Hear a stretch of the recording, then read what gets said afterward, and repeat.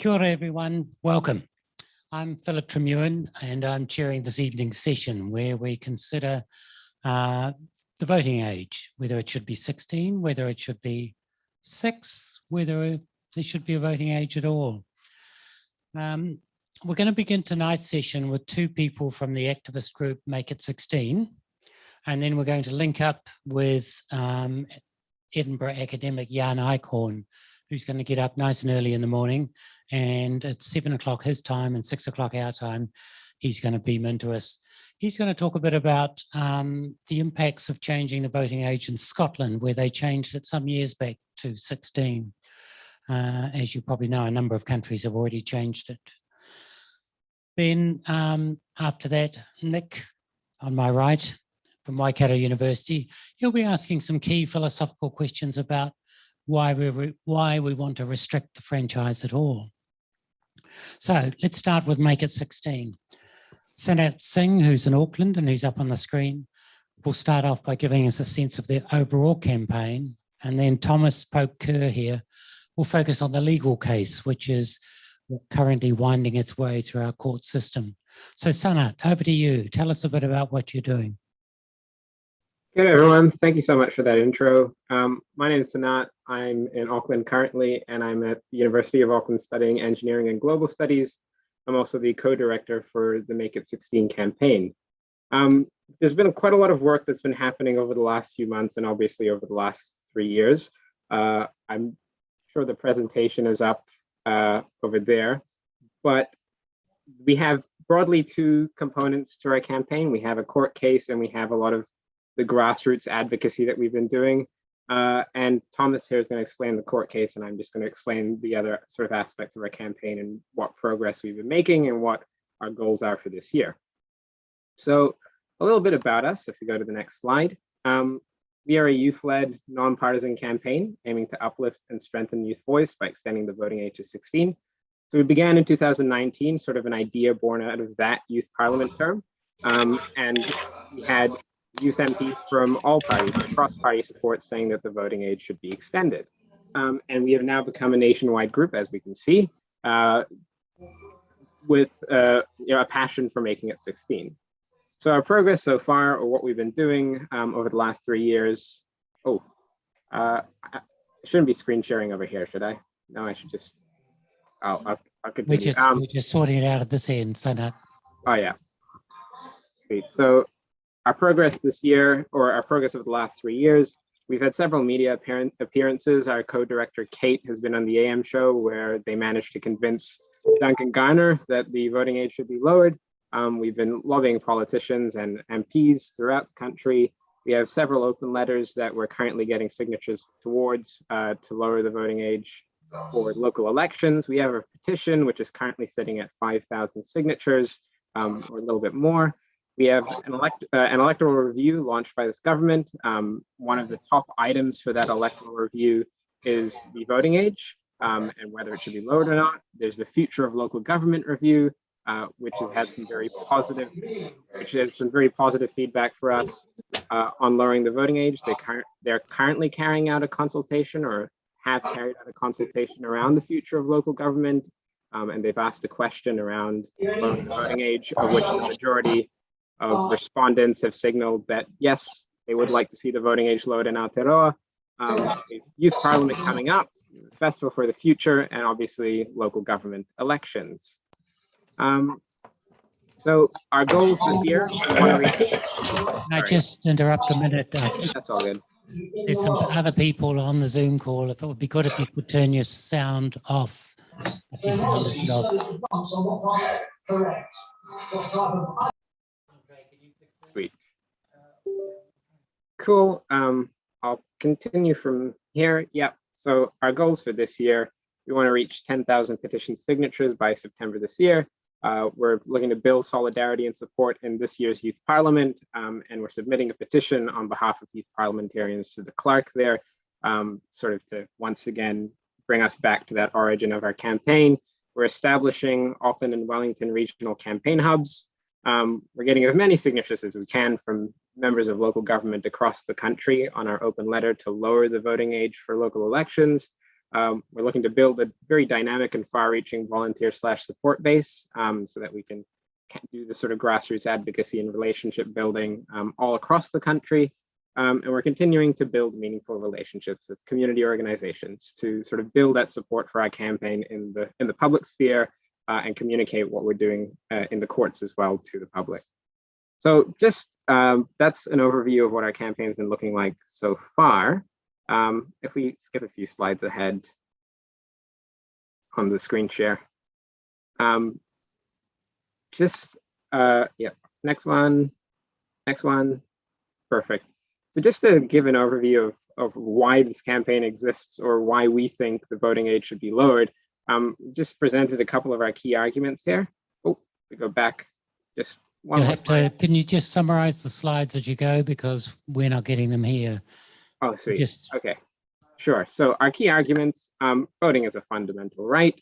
At 16, or most 16-year-olds, they can drive, they can work full time, they pay tax, they make a lot of decisions for which they're fully responsible and decisions that can affect the course of their lives.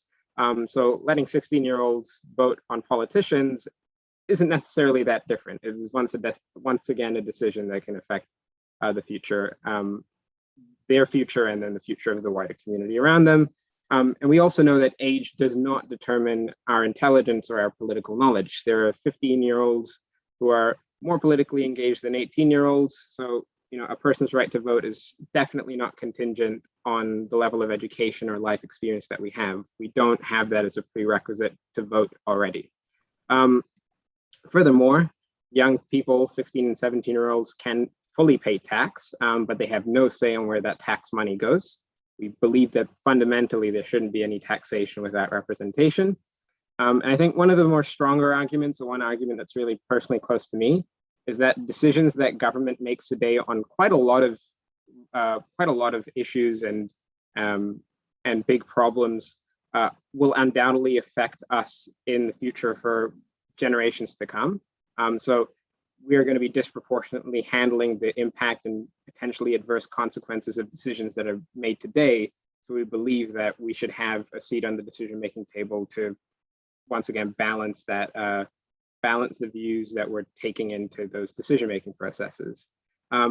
Furthermore, we're allowing 16 and 17-year-olds to vote, or, you know, increasing franchise in general increases participation in democracy. We think giving 16-year-olds the right to vote is going to create a stronger democracy and will lead to better youth policy, or policies and outcomes that are better for young people as a whole. So I'll pass off to Thomas now, who's going to talk about our legal case.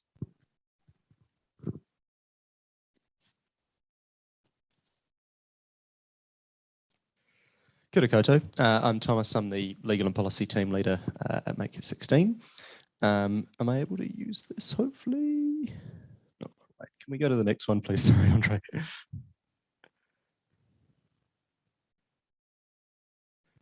Cool. So when we launched back in 2019, one of the first things that we announced that we were doing was taking the government to court. And we did. And you can see a few headlines there of some of the progress that we've made. We went first to the High Court and we filed there in 2019, got a decision in 2020. Then we appealed that to the Court of Appeal, and we've recently just gotten leave from the Supreme Court, and they'll be hearing our case in July. So that's really exciting. If we could just go to the next one. Cool. So just to explain a little bit about the basis of what our court case is, what we're looking for from the courts. So it's what's called a declaration of inconsistency. So it's a brand new area of human rights law. As you can see, it was in the case first was Taylor, and that was in 2018. So it really is a really brand new emerging area of law, and we're very excited to be taking advantage of that. And essentially what we're asking the courts to do is to say to the world and say to Parliament and the politicians and the MPs in particular, that preventing 16 and 17-year-olds from voting is unjustified age discrimination, and that makes it a breach of the Bill of Rights. And frankly, Parliament and the politicians should really do something about that, because we don't like breaching people's rights in this country. If we could just move on. So the government, in response to this new area of law, has currently putting through this bill called the Declarations of Inconsistency Amendment Bill, which is a mouthful. I'm sorry about that. But it's essentially setting up a formal process for Parliament and the government to have to respond to declarations like we're looking for from the court. And it would give a bit of teeth to those court decisions and make sure that when they're making decisions on human rights issues like the voting age, they're going to be looking at it really seriously. And so we're hoping that by the time we get our declaration, and we're hopeful that we will, that this bill will be in effect, and the government will be forced to do something about it. And even if it's not in effect, then there's a strong moral a force to do something about it. If we could just go to the next slide, please. Cool. So the starting point in the Bill of Rights that we're looking at is Section 19. Section 19 says that the government can't discriminate against people on the basis of a whole bunch of prohibited grounds of discrimination. And if we go to the next slide, they'll be listed there. And it includes age, starting at the age of 16. And so our court case is essentially saying that if you're treating 16, 17-year-olds differently from 18-year-olds, which of course you are by preventing them from voting, then that's age discrimination, and that breaches Section 19. But there's one more step to it, and if we go to the next slide, we'll see that. So Section 5 of the Bill of Rights Act sets it up so that a limit on a right, for example, the right to be free from age discrimination, that can be, if the government is able to justify that limit, then that limit won't breach the Bill of Rights. So sort of those two parts of our case. The first bit is there's age discrimination. And so far, every court has agreed with us on that. And the Crown, in fact, has admitted it in court, is that there is age discrimination. The second bit is it justified? Our argument is that it's not, obviously, and that makes it a breach of the Bill of Rights. If we could just, if you click to the next one, there's a really key part of that. Sorry, just go back one. So you see I've underlined the word demonstrably there. And that's a really important part of this, both in the Bill of Rights, but also generally when we're talking about the voting age. Because that word demonstrably means that it's the government's job to say that it's justified, because it's a breach of rights already. It's age discrimination. And so it's when you have a right, it has to be the government's job to justify when they're breaching that right. And so that's the formal legal position in court. And we think that that should be the position generally, because when you have something as fundamental as voting, then you've got to have a pretty good reason for not letting 16 to 17-year-olds vote. And we don't think there is any. And Sanat's talked a little bit about why that is. So if we could just go to the next one. So this just talks a little bit about what we've come so far with the court case. So as I said, every court so far has agreed with us that there's age discrimination. Unfortunately, the High Court found, Justice Doog found that it was justified. We obviously, being unhappy with that, appealed it to the Court of Appeal. And the Court of Appeal, in fact, agreed with us and said it's not justified, or more accurately, that the government hasn't justified it. As I said, that burden is on them. However, ordinarily that would be the end of the road, right? You think, okay, you've got a right, it's not been justified, that's a breach of the Bill of Rights. That's how the framework's supposed to work. But the Court of Appeal decided that they had a little bit of extra discretion. And they could, even though they found that it was a breach of the Bill of Rights, they could choose to not issue the declaration that we're looking for. They can choose to not formally say what they've just said, which is very frustrating because it was too political for them. And they found that they thought it would be a better thing for Parliament to look at because it's too political. We're obviously frustrated by that for two reasons. Firstly, we are obviously already talking to Parliament, lots. And that's, the whole thrust of our campaign, because ultimately they are the people that can make the law change. But secondly, we actually do think that the courts have a really important role here. Otherwise, we obviously wouldn't have taken the case. And that is that we have a Bill of Rights in this country. And when you breach rights, you can be held accountable for that, and you must be held accountable for that. And so that's what we're trying to do through the courts. And we're trying to have the courts hold the government accountable for the breach of rights. That is all we have. So has anyone got any questions or anything that are we doing questions now? How are we doing? Yep. For either me or Sana about case. Yes, Catherine.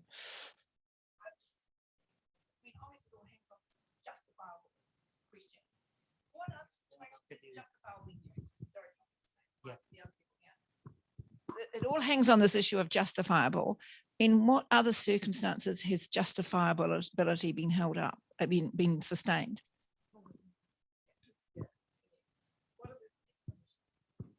So there are pretty much every Bill of Rights case that gets brought before the courts ends up in a is it justified issue, because it's such a core part of the way it's written. Some of the really recent ones are the series of decisions that the High Court made about vaccine mandates, is a pretty obvious example. And 3 out of 4 times they found that it was justified, and 1 time they found that it wasn't, under some pretty specific circumstances. There's a whole bunch of other ones. The classic one actually that I'd quite like to talk about is Taylor. And the reason that I want to talk about it is because it's also about voting rights. Because it's about prisoner voting. Taylor was, and a whole bunch of prisoners, they were serving sentences of less than 3 years, and were prohibited from voting by a decision made by the government in 2010. And they went to court and said, this is a breach of our rights to vote, and it can't be justified. And it all went all the way up to the Supreme Court. And the Supreme Court said, yes, absolutely. It's a breach of rights and it can't be justified. And they issued the first declaration of inconsistency. That both created the jurisdiction for us to do what we're doing now, but also really importantly, about 2 years later, the law changed because the Parliament and government and the politicians went, hang on, we've actually should probably do something about this because it's a breach of rights. And so that's kind of the model we're going for, is we're looking for that really strong declaration from the courts that it's a breach of rights, and that something should be done. Yeah. Can I just make a point about justified discrimination? There's lots of legislation where there's justified discrimination. For example, national superannuation is only paid to people over the age of 65. Kia ora. I got distracted actually. Now I can't remember my.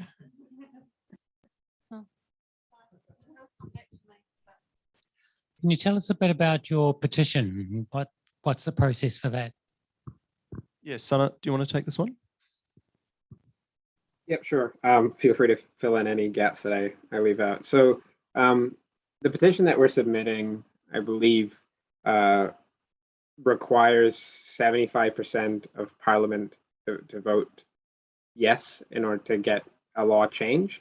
It requires a supermajority. So our petition right now is sitting at 5,000 signatures, and basically it says that parliamentarians should change the law so that 16-year-olds can vote. That's basically all it says at its core. And so in order to get that through, not only do we need a significant amount of public support, we also need a supermajority in Parliament to agree to make that law change, because it's a constitutional issue. So yeah, that's basically how a petition works. In terms of campaigning, which is more on the side where I am, I believe this petition is like a really great vehicle, or one of our best mechanisms, to provide parliamentarians with the political cover they need to say, yes, we should lower the voting age, because there is significant public support for this idea. And I think this year especially, that's what we're pushing for, because we think broadly, whenever we have conversations with people about the voting age, if they're unconvinced initially, they do become convinced eventually. So that's sort of our pitch with the petition and what we're trying to achieve there. But Thomas, feel free to fill in any gaps. There is one thing, and it's a slight quirk of the way that our voting legislation works, and it's that the voting age for parliamentary elections requires a 75% majority of parliament to change. It's one of only about 6-7 things that's entrenched in New Zealand, and so it's pretty unusual. The voting age for local government does not. It only requires a simple majority in parliament, 51%, which means the government could turn around tomorrow and say, we want to make the voting age 16 for local elections, and it will happen. That's a focus of ours, and we think that there are particularly special reasons for local government to make the voting age 16.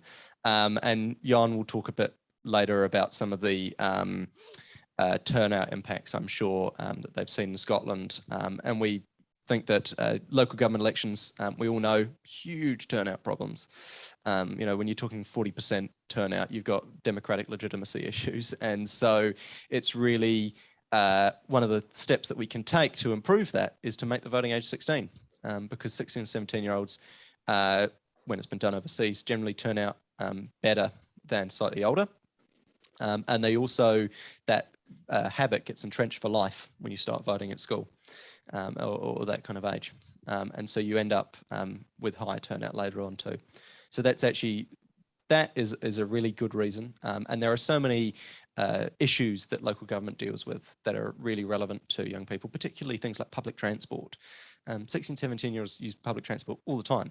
A lot of them can't drive or for whatever reason, they end up using public transport. And so that's actually something that local government does. And that's really important for young people to have a say in deciding how their public transport works.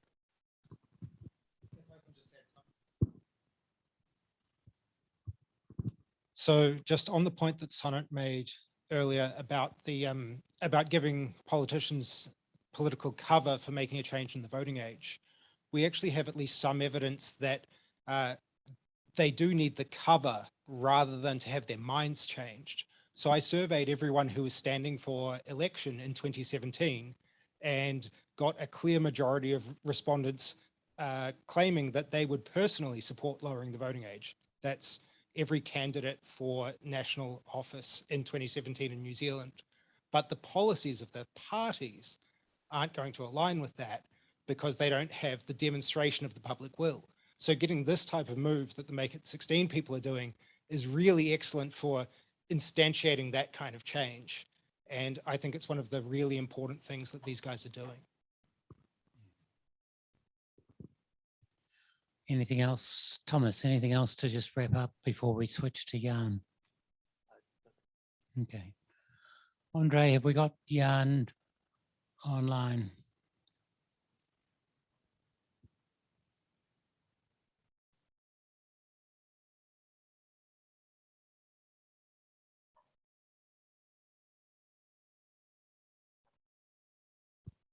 Just hold on a minute. Yep, you got another. Hannah, you got a question while we search.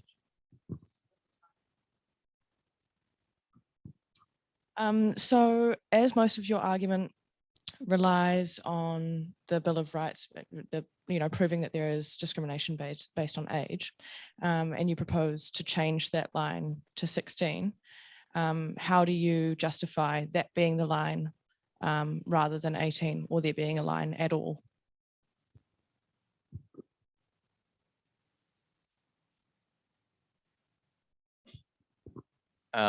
So one of the key things in terms of the court case, the reason we've chosen 16 for the court case is because of that little bit that I pointed out, that quirk in the way that it's written, which means that it only kicks in at 16, which means actually we wouldn't be able to take a court case for 15, 14-year-olds or any younger.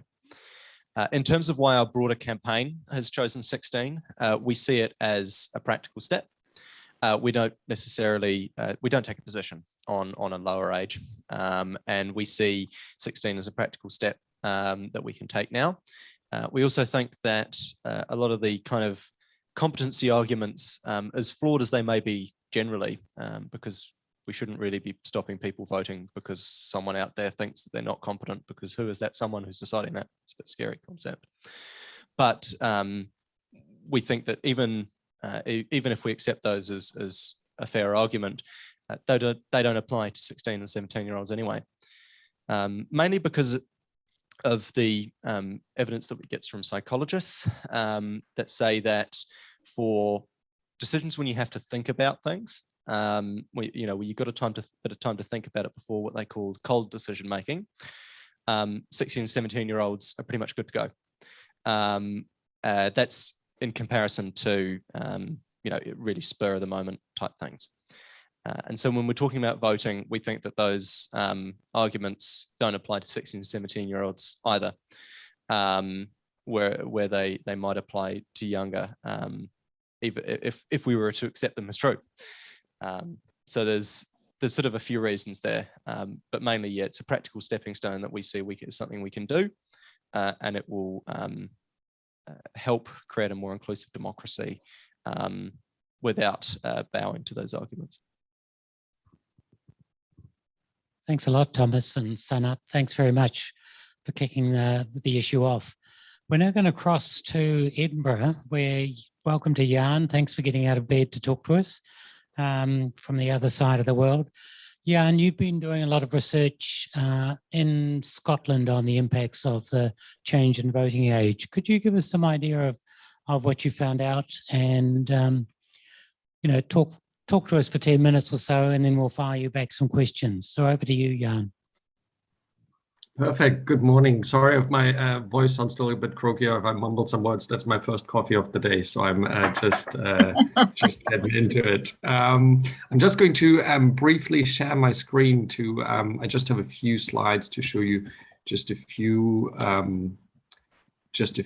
key things. Just give me 1 second, and I'll just get going. Yeah, so I hope you can see the slides now. I'll just show you a little bit about votes at 16, specifically from a Scottish perspective, but also putting that in a slightly broader context, and hopefully that helps kick off some questions. Because about 10 years ago, when I first got into these discussions in Scotland, this was kind of the quality of debate in Scotland. On the left-hand side, you had articles like that, if you can read it out, headline in the Mail, given spotty, lazy 16-year-olds, the vote is madness, I should know, my son's a fine example of the species. And actually, a lot of the commentary around votes at 16 was at that sort of level. It was very anecdotal. It was very speculative, because at that point, we actually had only very few countries in the world where the voting age was lowered, and most of them did not have particularly good data on this. So when I became interested, once the debate started in Scotland in 2011, 2012, to find out what actually happens, the kind of social science questions we often ask, what happens when you lower the voting age, we didn't have much of an answer, because either there was an analysis of 16 and 17-year-olds who were not enfranchised, in which case you're basically analyzing people not accepting that it might have an effect, the franchisement itself, or it was analysis of 18 to 24-year-olds who indeed turn out less to vote than other age groups in most countries. But 16 and 17-year-olds might be different, in particular because most of them still live at home, most of them are in some form of schooling, and those things could have an effect, of course. And that's what we wanted to study. What was really interesting was that in Scotland, there was a real shift in the quality of the discussion. So on the right-hand side, you see an article from a journalist written for The Guardian in 2014, which actually, several newspapers, media outlets realized, well, young people are potentially a bit more complex. We know actually very little about them. We only engage with them when they commit crimes, when it's exam day, or when it's youth issues. But we don't know what they think about. So more and more newspapers actually commissioned longer pieces and bigger engagement. And I think there's a reason why that happened. And two things matter here. One is what really happens when 16-year-olds get to vote, but second of all, the process of engagement. But the process of votes at 16 coming about is actually not uniform around the world. In some countries, it has come about in a very much a bottom-up way. And if, from what I know about the campaign in New Zealand and people I've spoke to there, there's been a huge bottom-up issue, like real civil society initiatives that then try to convince also obviously politicians and bring them in, but really that. In many other countries, however, we've also seen top-down perspectives where it's really been initiated by the political level, and sometimes then campaigns joined basically the process. So that's the case in Germany, for example. In Germany, the current German government is committed to votes at 16, but so far we actually have a big potpourri of different things. We have some of the 16 sub-states of Germany where you can vote at municipal level at 16, somewhere you can vote at Länder level, and somewhere you can't vote at all at age 16. At federal level, the voting age is 18. But typically in most of the states in Germany, this was initiated very much by the political parties or governments themselves. And it's only actually in more recent years that we have a much stronger civil society push from youth organization, in particular at the federal level. That is becoming very important though, to increase the salience. Similarly, actually in Scotland, it was initiated top down. The Scottish government announced that they had the intention to lower the voting age for the Scottish independence referendum of 2014. But once that announcement was there was first of all a cross-camp consensus built, because you had the Green Party, also pro-independence, supporting it. But the Labour Party and the Liberal Democrats who oppose Scottish independence also supported votes at 16. And then really this opened space up for civil society, and youth organizations really drove the discourse in Scotland. But we've seen it the other way around. We've seen strong bottom-up initiatives. One of them is Brazil, and the countries where we have the longest standing experiences of lowering the voting age are all in South America, actually. In Brazil, this was part of the broader democratic transitions, actually, and because youth movements, student movements were so strongly involved, there was a consensus that they needed to be given explicit space for young people in the new country and the voting process. Argentina, more recently in 2011, it was associated with political parties, but really a lot of the involvement in discourse come from student representation groups. Interestingly, here in particular, kind of elite schools, student representations who had resources reaching out to the broader student representation movement to create something. So, and similarly in the USA, where you've seen it implemented only at municipal level in 5 places in the state of Maryland, it's very much bottom-up driven, and also in some places with less success. San Francisco referendum just nearly went through, but it was just failed by a small margin. So just to explain that when we talk about votes at 16, campaigns and how they come about, it can differ a lot. But crucially, when it happens, and that's the big difference we're in now compared to 10 years ago, we actually have quite a lot of data to see what happens. Scotland is one of those countries. And what happens is that you can myth bust some of the myths about young people. When 16 and 17-year-olds are given the vote, we find that, for example, interest in politics for young people is very similar to that of adults. So at the top here, you see data from our representative survey work in 2013-14 ahead of the Scottish independence referendum, and at the bottom, the comparison to adults and representative surveys of adults in Scotland. What you see is there are only very few political geek young people, like I was one probably, who think, all I care about is politics. But at the other end, you also see very few who don't care about politics at all. And that's just what we find in the general population. We also find that young people don't simply do what their parents say, as it's so often claimed. We were able in the Scottish independence referendum to interview a parent of the young person as well in our representative sample. What you found is that it's only just over half who held the same view as their parents. So there wasn't a strong relationship at all between parental view and young person's view. And we know that from other countries as well, that relationship is diminishing, and it looks like it might be diminishing even more under votes at 16. And finally, so young people are engaging, but finally, we also see that fundamentally, public opinion changes. So I talked earlier about how the Scottish discourse about young people and votes changed. And we can measure that actually. So in 2011, when the Scottish public was polled, only about 30%, similar as you can see here in England, Wales, and Northern Ireland, were in favor of votes at 16. But once people had seen it been implemented in 2015, this support in Scotland rose to 50%. And later that year, the Electoral Commission did a further study and it had risen to 60%. So actually what we often see is that public kind of skepticism about votes at 16 disappears when votes at 16 is implemented successfully. So young people are interested, young people are engaged, they don't just follow their parents. The public actually changes their mind potentially. Votes at 16 can have an impact on them as well. And there are longer term effects on turnout. So this is a study that we've just recently conducted, which isn't published yet, where we last year, in the context of the 2021 Scottish Parliament elections, resurveyed, in a sense, young people across the age groups. What you see here in the middle, that is the pioneer group, the first ones who were enfranchised at vote at 16. And those kind of dashed pattern groups, they're the ones whose first voting experience was at age 16, whereas in the dark blue, those are the groups that either were all enfranchised at age 18, or here in this instances, whose first vote was in an election at vote 18, because general elections in the UK, the voting age is still 18, of course. And what's incredibly interesting here is that what happened in Scotland seems that some of that life cycle effect is broken. Traditionally, we would expect actually a big U-shaped thing. So turnout goes down in your late teens, early 20s, and then picks up in your mid-20s again. But what you can see is at the moment, we see this kind of double U shape here. And when you conduct more in-depth analyses, even when you add controls to this, you account for social inequality, all these sorts of things, you find that there's an effect across all these types of elections of vote 16, basically. So, and we find similar results for Austria, where we've had votes at 16 since 2007, and in Latin American countries, there seems to be a positive effect on turnout. So my final point, and I am able to stick to the 10 minutes. Academics do this very rarely. But my final point is that votes at 16 definitely doesn't have negative effects. We don't have any countries where we see negative effects. It can have positive effects. How positive those are, we have to be fair, depends on how well it is implemented. So are, for example, political consensus built?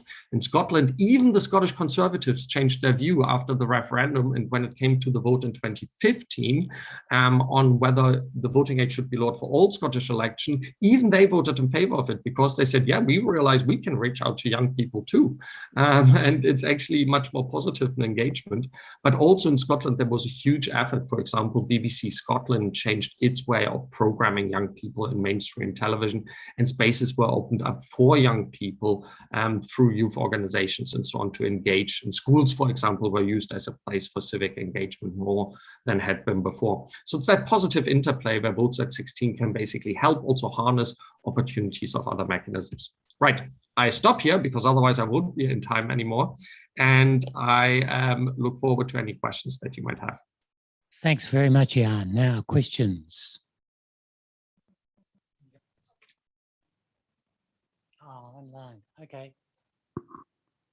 Bob, yeah. Bob, we'll beam into you. Yeah, my question is really where I never thought of this till my son mentioned it today. If you have a referendum on this issue, are 16 and 17-year-olds allowed to participate in the referendum? If not, is there any point to it? Jan, over to you. So in the Scottish instance, what was decided was, it was actually quite peculiar because the voting age was lowered initially only for the Scottish independence referendum in the first place. So that was quite interesting, and not for other elections that came after. But now basically any vote in Scotland that is held up to Scottish level, the Scottish Parliament has gotten the powers to decide on this. So that would include all referenda, because for referenda in Scotland, the franchise of the Scottish Parliament is typically used, which now includes 16, 17-year-olds. Westminster reserves the powers, however, to for any votes at UK-wide level. And there we have the reluctance of the Conservative Party. There have been a few Conservative politicians at UK level who actually supported votes at 16, including a former government minister, but nearly all of them are not in Parliament anymore since the party has shifted since Brexit in terms of its composition. And Jan, a question about, is there any pressure to shift the voting age further? You know, we've referenced the David Runciman article on make it 6. Is there any pressure to go beyond 16? Yeah, absolutely. There are debates, for example, in Germany, the main youth organization that is pushing for the voting age 16 in Germany says for them, the ideal voting age is 14, but they're campaigning for votes at 16 at the moment because that's the feasible thing at the moment. That is the kind of more justifiable one. As a social scientist, one of the only reason why I speak about votes at 16 mostly is because that the voting age 16 is the thing that we now have data on. We actually have quite significant data on this, and we don't have the data on 14, 15-year-olds. I cannot say with certainty that 14 and 15-year-olds that wouldn't be a better age or even younger age. I think there are two questions that come into this as well. One is the kind of more empirical questions that I try to answer with the social science research, but there is also a strong normative question in here. One of the approaches, for example, that I know some children's kind of people who come very much from a children's rights perspective argue the degree of competency that is kind of the qualification for competency that and maturity that should be applied is the self-expressed desire to vote. Basically, some argue the moment you basically express the desire to vote, you should be allowed to vote. Now, I'm not sure I fully agree, but what I want to say here is one is the kind of positive argument of what happens when you do it. The other one is a more normative question of who do we consider as an adult. There's, for example, I know that there's the court case in New Zealand, but there's a court case in Canada, which is quite interesting because in Canada, the charter doesn't actually specify a voting age. So what they are saying actually, the court case also doesn't specify a voting age. They're basically saying the government is responsible to make a justification of who you exclude based on age. They actually need to come up with a proper criterion for this that doesn't exist at the moment. Because you can't make it fixed on certain rights, because there's some rights we confer at 14, at 16, at 18, at 20. You can always find an argument that other rights are conferred at a different age ultimately, unless you say it's a very specific type of right, and that makes sense. The second thing is you can find arguments, that would give you justifications in other points. So for me, voting age 16 to me is an easy one, because nothing negative happens when you do it, but you have that potential for positive things. I think that's really an easy one. Voting ages below, I'd be open to it, absolutely. I personally would love to see more, but I can also see how some people argue it doesn't matter in a sense what happens, because it's a different normative conceptions of your view of citizenship and what it means. And that is something you can't answer with social science research, right? That is something where you have to have a discussion of, what your conception, for example, of that kind of more normative perception is. So it's a super interesting debate, but I think democracies, they always evolve. So that is something where you need to continue to have the debate. Thanks very much. Any other questions from this audience or from the online audience? If you put your hands up, we'll scan them. Oh, there's Richard.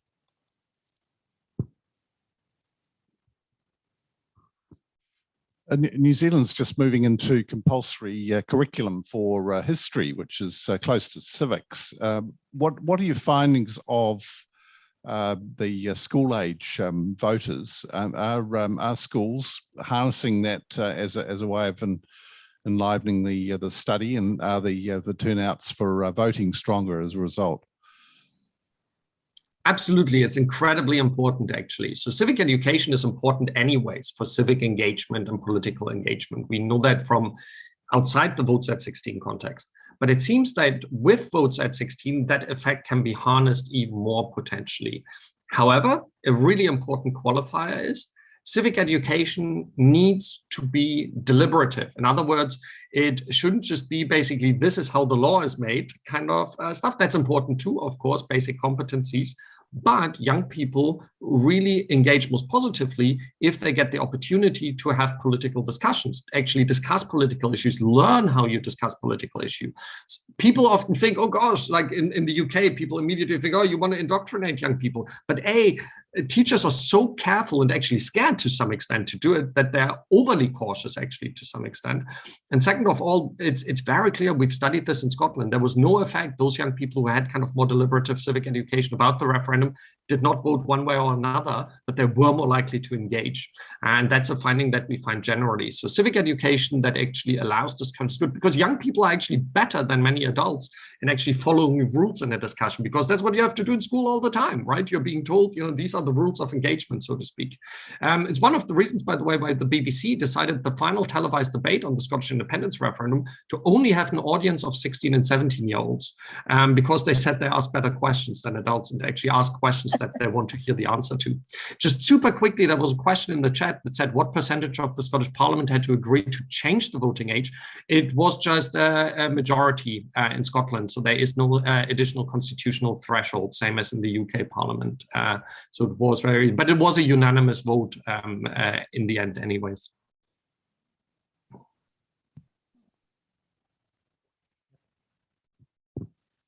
Thanks, Jan. That was really great. I have a question about your data. I'm wondering if it's fine-grained enough to differentiate between people who, in fact, get their first opportunity to vote when they're 16 and those who are entitled to do so but don't have their first opportunity to do so until they're 18 or 19. Because it seems as though if the kinds of cohort effects you're talking about hold, then those who in fact got the opportunity when they were 16 might be in a stronger long-term position than those who, despite in theory having that opportunity, didn't get to do so until they were 18 or 19. So we're lucky in the Scottish context that we have so many elections and referenda. So that graph I showed you earlier, that actually excludes some elections. So we only took basically the age that a person had. So there were some young people who got to vote at age 16 and then had another election shortly after when they turned 18, for example, and so on. So I really just showed you the first election they were eligible to vote in at that particular age. It's been a bit crazy in the Scottish context in terms of, referenda and elections and so on. So that analysis allows us to do that actually, which is quite good because you could argue there are obviously other effects. The Scottish referendum was a high turnout, high salience event. But we had low salience elections for votes at 16. And obviously, young people turn out less, even 16-year-olds turn out less than in local elections than 16-year-olds in Scottish Parliament elections. But the good thing is we had high salience and low salience elections in both groups. So votes at 16 people had Scottish Parliament, referendum and local elections. And votes at 18 people had Scottish Parliament, referendum and even general elections, arguably higher salience elections. So that's why I feel the effects are fairly robust because we had kind of that broader spectrum in both of them. So we've been able to fine-grain it down to month of birth, basically, of those young people. That's why we've been able to do the cohort analysis here. I would have to say, though, to do the analysis even better, the best type of analysis would be a longitudinal panel analysis where you follow the same people. This is something that a lot of scientists around many countries were trying to get, but that's obviously quite expensive and we haven't convinced someone yet to fund a study like that. Any other questions while we've got Jan? One online? Yep.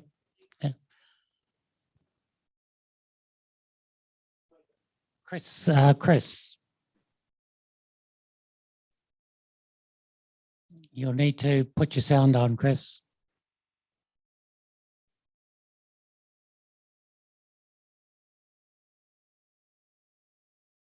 That's it. Thank you. It seems the protagonists are basing their arguments on adolescents being fully adult, yet we know their brains have not reached adult maturity. A few points should be considered. They have little understanding of the longue durée, leading to anachronistic moralizing.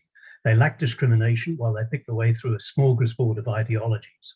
They are awash with presumptuous rectitude based on an unmediated childlike sense of fairness.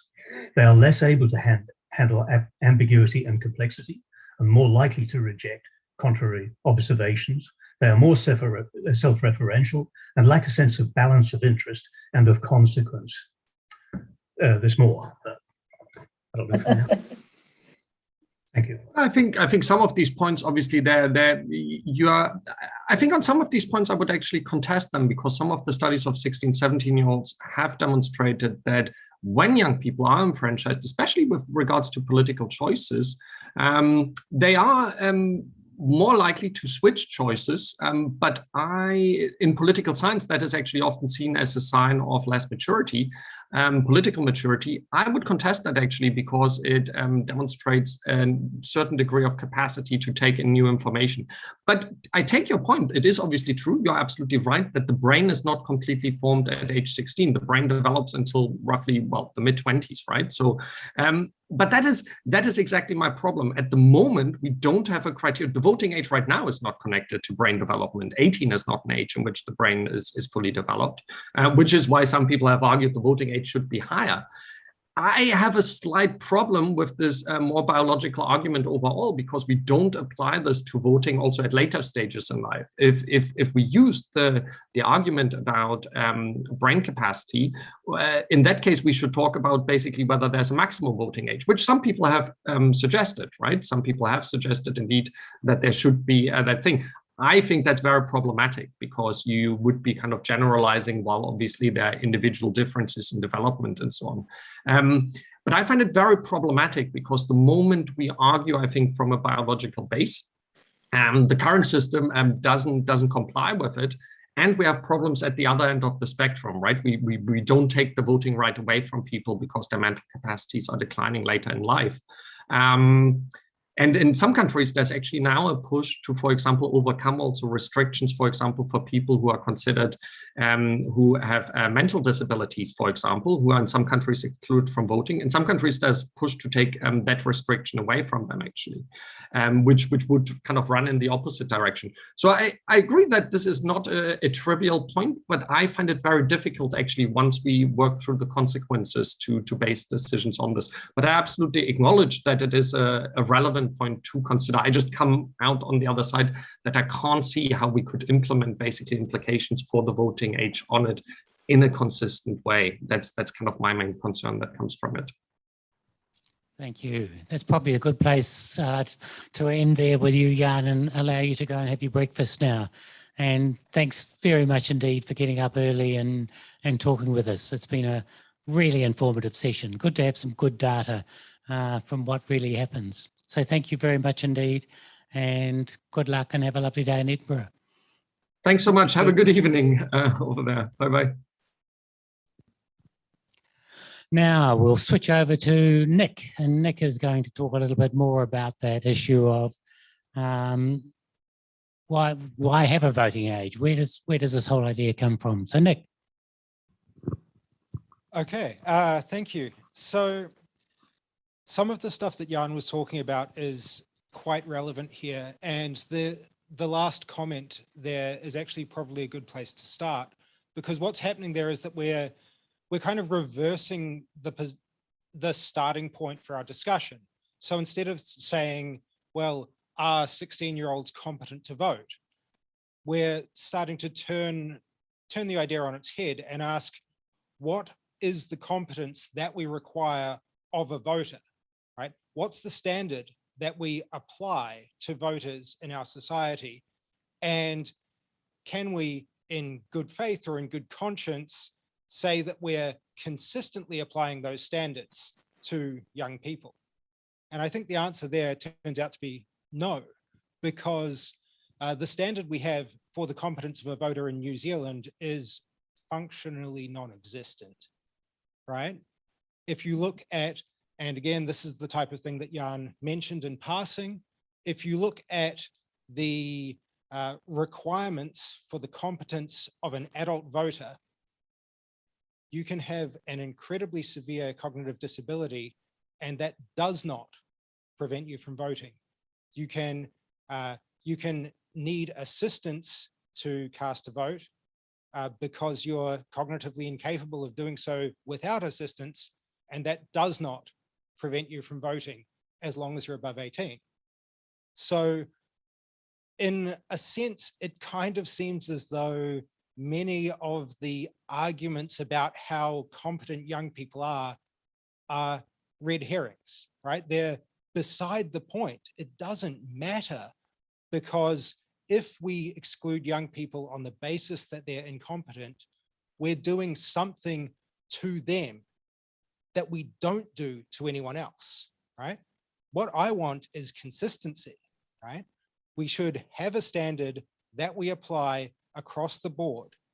And what that means in terms of the way in which we should actually cash out who gets to vote is that we've got to make this choice about whether we're going as a society to be inclusive or exclusive. And democracies, by and large, decide to be inclusive, right?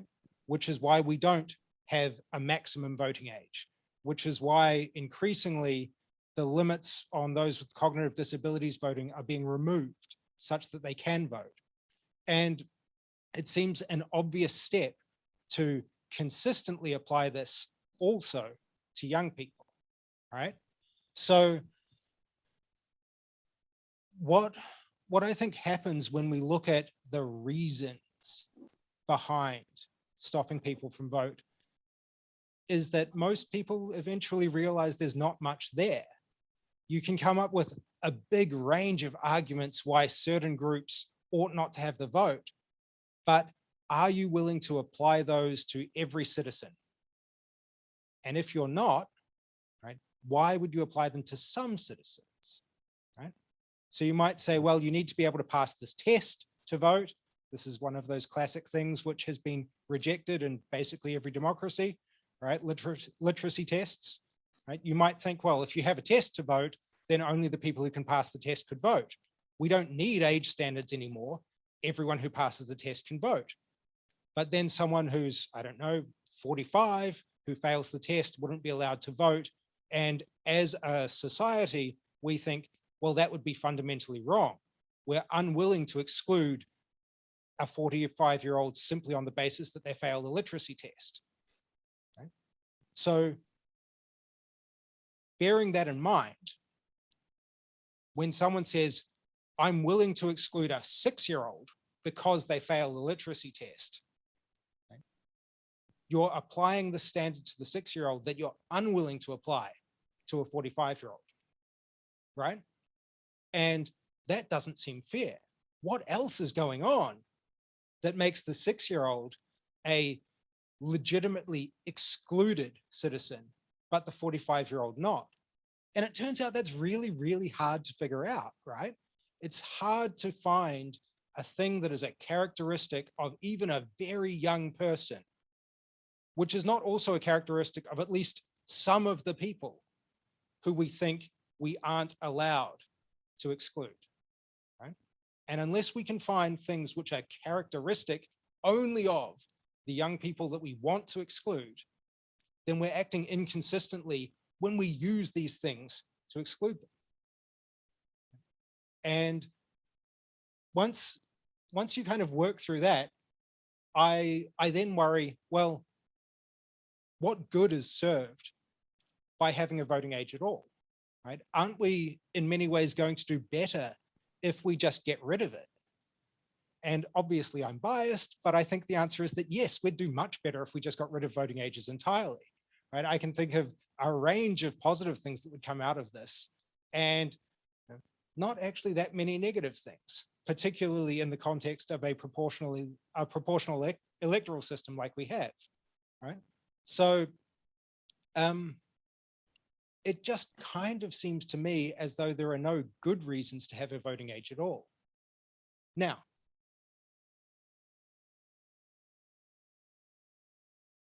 is anyone really worried about any of that? How does it apply to babies? Okay. How does it apply to babies? That's a good first question, because it seems like that's an obvious counterexample. They can't cast votes at all, right? So the easy answer is that they're legally entitled to cast a vote and they're welcome to try, right? And then if they succeed, congratulations, you've got a baby that's casting votes. This is amazing. And if they don't, we already have wasted votes for all sorts of reasons. So if I were to walk into a polling booth and roll dice to figure out who I was going to cast a vote for, and then lick the ballot paper in the appropriate place for the person who the dice told me to, my voting paper would be discarded as wasted. I'm blanking on the correct term here. but incorrectly cast, right?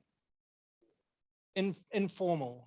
It's at least in Australia, it's informal. I don't know if it is here. Anyway, the important point is that I'm perfectly capable of spoiling a ballot paper, in the same way that a newborn infant is perfectly capable of spoiling a ballot paper, and they would let me do it, right?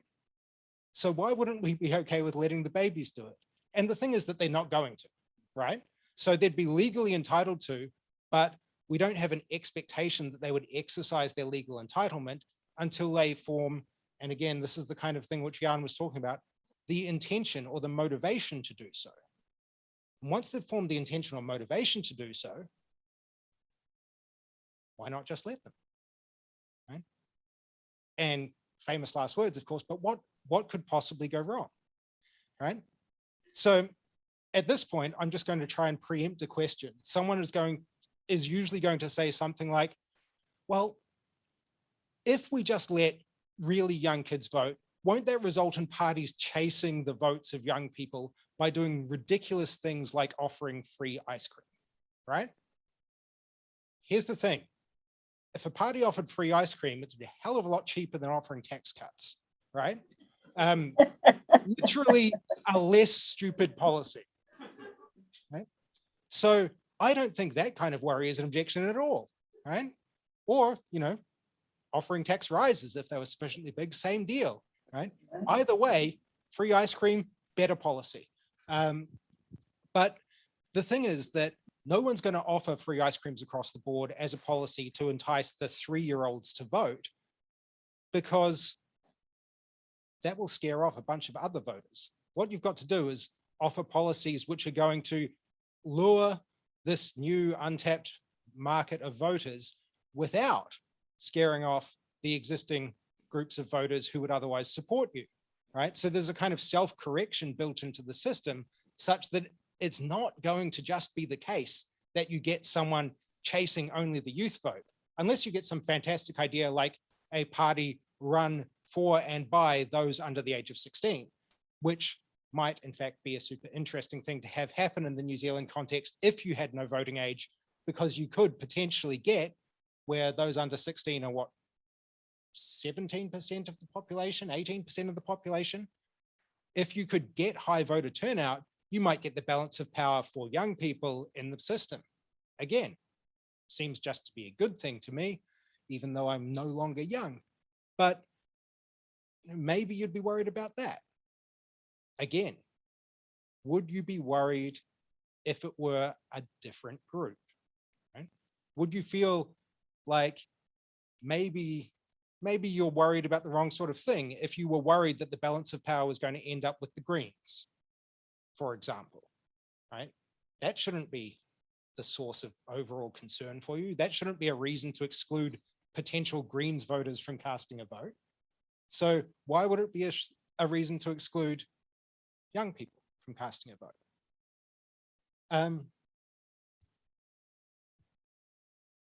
Rather than making up objections to this kind of stuff, how about you ask things or give me objections? Yep.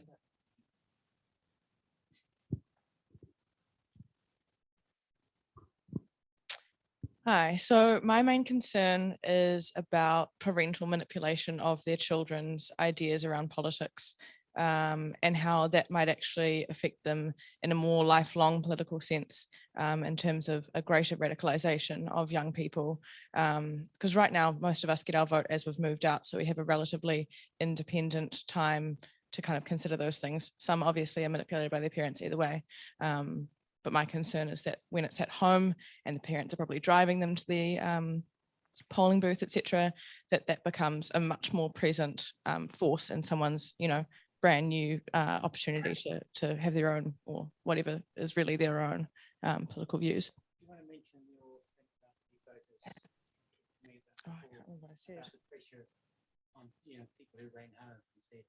Oh, yeah. So this is my experience. When I turned 18, we had the election that year. And one of my friends on election night, her parents called her and they said, "Oh, who did you vote for?" And she said, "Oh, I voted for the Greens." And they're like, "Oh, you're so naive." you know, where do you think our big, you know, your money comes from? We're farmers. Like, why would you think that? You're so stupid. And just, you know, she'd never been spoken to like this ever in her life by her parents. So it kind of uncovered this very new kind of tension between her and her parents that hadn't come out before. And yeah, I'd be worried to see that exist at a younger age and more kind of vitriol there between, yeah. Thanks, Hannah.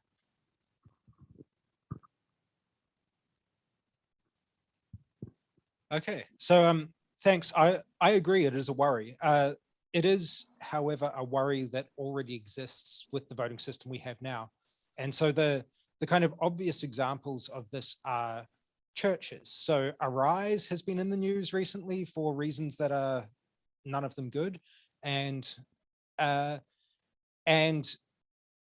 know, churches of that ilk have gone on record as saying that they encourage, I don't know if Arise specifically has, but at least others have gone on record saying that they actively encourage people to vote for particular political parties from the pulpit. And that is a thing which exists long beyond, you know, youth, right? So that's people of all ages being often bullied into casting particular votes. And one of the things that makes that, or makes the concern less problematic across the board, is that the people doing the bullying don't have any way to know what you actually did unless you tell them, right? So if you think, despite being a member of one of these prosperity gospel style churches, that they're telling you to cast a vote for the wrong person, I wonder if people are going to take away my philosopher hat for this. You should just lie to them, right? Don't tell them, because obviously they have a vested interest in trying to make you feel bad for exercising free choice, and you should not buy into that. And I think the same exact thing applies for very young people, right? Not that we should across the board encourage, say, 5-year-olds to lie to their parents, but when this sort of thing happens, I think parents shouldn't be attempting to bully and manipulate children into casting the votes that the parents want. And maybe the way around this is not don't let 5-year-olds vote. It's have a better, more wide-ranging set of kind of rules for decent civic participation, right? Train the population to be better at this, rather than denying some group of people the vote because we're worried that, say, parents will act badly. And I think often that turns out to be the answer. Our political institutions can be shaped so that we can at least minimize these worries. And when we do that, we get this advantage of giving something which is a recognized political right to everyone who is in a position to claim it, which is every citizen, right, regardless of their age. And that seems like a good thing, right? So we get the Convention on the Rights of the Child would come in here, and you know, just if I'm going to tie this back to the stuff that the people from Make It 16 might be interested in, right?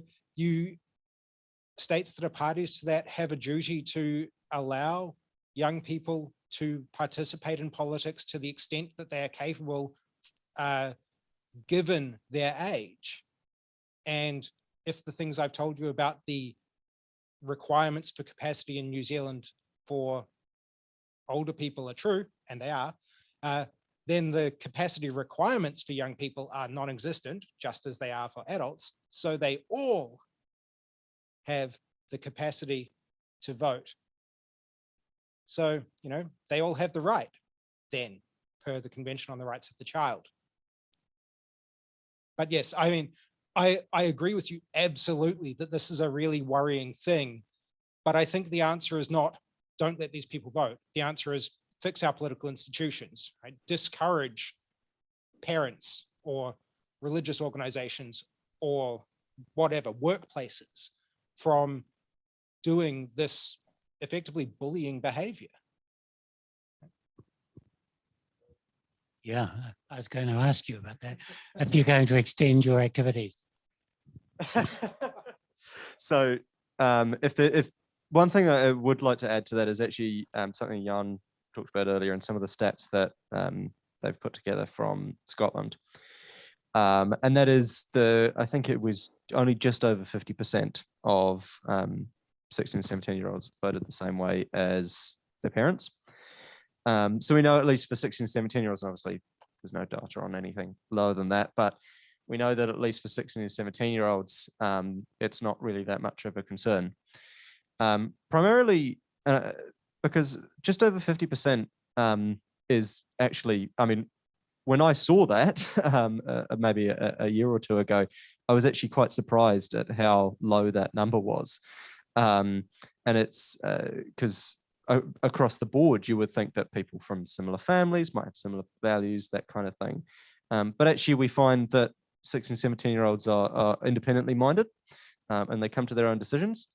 And I think, you know, plenty of people will know that. Certainly I was when I was a couple of years ago.